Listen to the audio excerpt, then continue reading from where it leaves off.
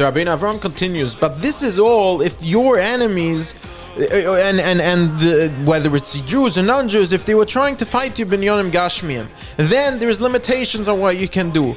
Aval binyanei das, if this is about Yahadas, if this is about Torah, if this is about Emunah, if this is about Bitachon, afilim izera Yisrael, even if they Yisraelim, kigoin machtia rabim v'amo yisma pikosim v'demeim, even if it's Yisrael that's trying to fight you, and what he's trying to do is somehow disturb your Emunah, your Bitachon, your keeping Allah, then dinam kedina goyim agoyzim aladas, says Rabbeinu Avram, then in that matter they are like goyim.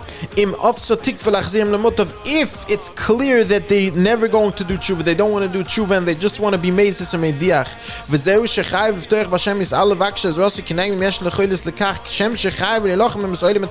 and at that point a person would have the obligation to fight back just as if he would be fighting with the goy.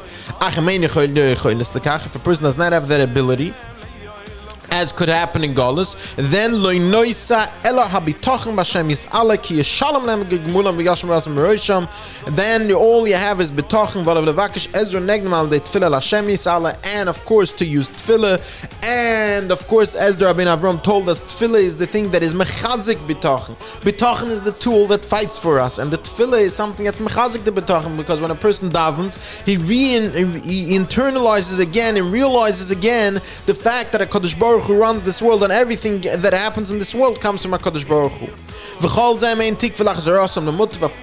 Avram says that you have to remember that this that I just told you, that you're allowed to fight back with Yisrael if he's coming to fight you b'niyonei Torah, this is only if you're sure that they're not going to be choyze b'tshuva.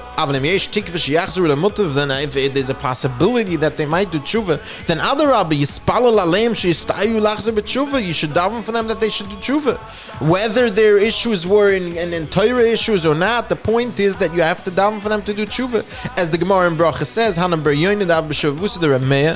were these bar yoinim who were not keeping Torah mitzvahs, obviously, and they were being mitzayir Reb Meir, and he davened that they should die. And his wife, Bruri, told him, it doesn't say Yitamul Choitim, and the David HaMelech doesn't say that the people who sin should be annihilated, but other Rabbi, it says Chatoim, the Averis should be stopped. So therefore, you should daven for them that they should do tshuva.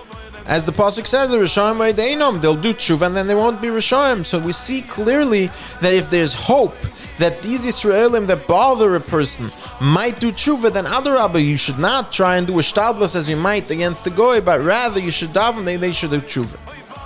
The Rabbeinu Avram goes now over that there is a level of bitachon that a person can reach, and this is what we mentioned in the previous episode. There's a level of bitachon that a person can reach that will change circumstances from him in almost every aspect. That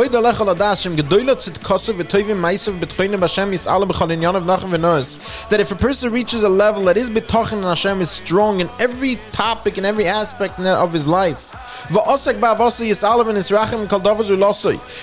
he wants is his dabkes b'Hashem and that emunah and that bitachon and his batzur b'yiras Hashem v'avosoi, and all he has is yiras shamayim and ahavas Hashem, until he gets to a point that where you can mamish see ashrar sashchin on him.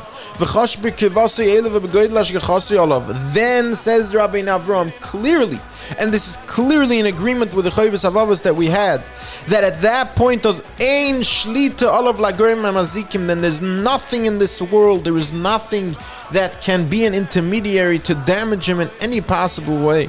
As the pasuk says, you can walk through rivers and through fire and nothing will happen to you. And as we clearly see, Reb Zera, the Gemara brings, tested himself to see if the fire of the Gehenna will burn him, and indeed he was able to put himself into a tanur shel eish, into a fiery oven, and didn't get burnt. Why? Because this is exactly it. He was kulei bitachon, he was kulei dovuk b'Hashem, as the Rabbeinu Avram spelled out it. When a person reaches a level that literally you can see Ashrar Sashchina on him, at that point there is nothing in this world that can damage him, because the bitachon will of course protect him. Have a wonderful day.